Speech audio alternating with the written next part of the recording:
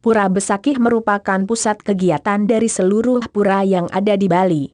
Di antara semua pura-pura yang termasuk dalam kompleks Pura Besakih, Pura Penataran Agung adalah pura yang terbesar, terbanyak bangunan-bangunan pelinggihnya, terbanyak jenis upakaranya dan merupakan pusat dan semua pura yang ada di komplek Pura Besakih.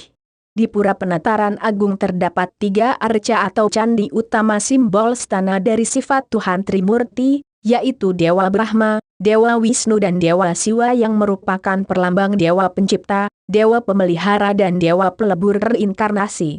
Sejarah Pura Besakih dimulai ketika Bali masih menjadi satu daratan dengan Pulau Jawa.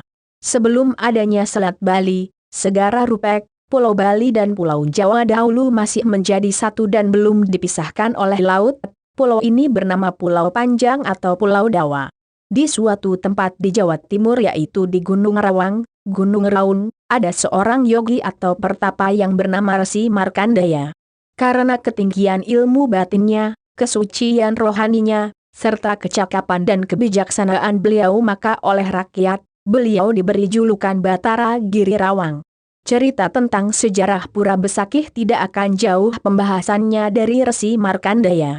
Pada mulanya Resi Markandaya bertapa di Gunung Demulung, kemudian pindah ke Gunung Hyang. Konon Gunung Hyang itu adalah DIYENG di Jawa Tengah yang berasal dan kata di HYANG. Sekian lamanya beliau bertapa di sana, mendapat titah dari Hyang Widiwasa agar beliau dan para pengikutnya merabas hutan di Pulau Dawa setelah selesai, agar tanah itu dibagi-bagikan kepada para pengikutnya. Demikianlah kemudian beliau berangkat ke Tanah Bali disertai pengikutnya yang pertama yang berjumlah 8.000 orang dengan perlengkapan dan peralatan yang diperlukan. Sesampainya di tempat yang dituju, beliau memerintahkan pengikutnya agar mulai merambas hutan. Akan tetapi saat merabas hutan, banyak para pengiring sang yogi Markandaya yang sakit, lalu mati dan ada juga yang mati dimakan binatang buas, karena tidak didahului dengan upacara yadnya, bebanten sesaji. Kemudian beliau memerintahkan pengikutnya untuk menghentikan perambasan. Dengan hati yang sedih beliau kemudian mengajak pengikutnya untuk kembali ke Jawa. Beliau kembali ke tempat pertapaannya semula untuk mohon petunjuk kepada Sang Hyang Widi. Setelah beberapa lamanya beliau berada di pertapaannya, timbul cita-citanya kembali untuk melanjutkan merambas hutan tersebut. Pada suatu hari yang baik, beliau kembali berangkat ke Tanah Bali. Kali ini beliau mengajak pengikutnya yang kedua berjumlah 4.000 orang yang berasal dari desa Aga yaitu penduduk yang mendiami lereng Gunung Raung. Turut dalam rombongan itu para pandita atau para RSI. Para pengikutnya membawa perlengkapan beserta alat-alat pertanian dan bibit tanaman untuk ditanam di tempat yang baru. Setelah tiba di tempat yang dituju, Resi Markandaya segera melakukan tapa yoga semadi bersama-sama para yogi lainnya dan mempersembahkan upakara yadnya, yaitu Dewa Yadnya dan Buta Yadnya. Setelah upacara itu selesai, para pengikutnya disuruh bekerja melanjutkan perabasan hutan tersebut, menebang pohon-pohonan dan lain-lainnya mulai dari selatan ke utara. Karena dipandang sudah cukup banyak hutan yang dirabas, maka berkata Sungwaran Ugraha Hyang Widiwasa, Sang Yogi Markandaya memerintahkan agar perabasan hutan itu dihentikan dan beliau mulai mengadakan pembagian-pembagian tanah untuk para pengikut-pengikutnya masing-masing dijadikan sawah, tegal dan perumahan.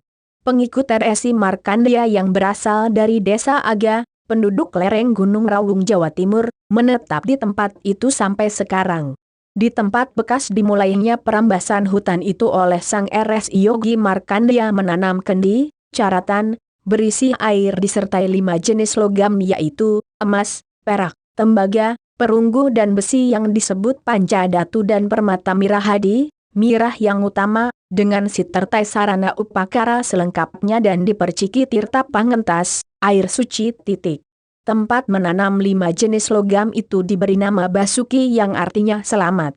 Kenapa disebut demikian? Karena pada kedatangan RSI Markandaya yang kedua beserta 4.000 pengikutnya selamat tidak menemui hambatan atau bencana seperti yang dialami pada saat kedatangan beliau yang pertama. Di tempat itu kemudian didirikan palinggih. Lambat laun di tempat itu kemudian didirikan pura atau khayangan yang diberi nama Pura Basukian. Pura inilah cikal bakal berdirinya pura-pura yang lain di komplek Pura Besakih. Ada pendapat yang mengatakan bahwa pembangunan pura di tempat itu dimulai sejak Isaka 85 atau tahun 163 Masehi. Pembangunan komplek pura di Pura Besakih sifatnya bertahap dan berkelanjutan disertai usaha pemugaran dan perbaikan yang dilakukan secara terus-menerus dari masa ke masa. Sejarah Pura Besakih tersebut sangat melekat di hati Don't forget rakyat to Bali hingga subscribe, sekarang. like, and share so you don't miss other information. Hi, thank you for watching.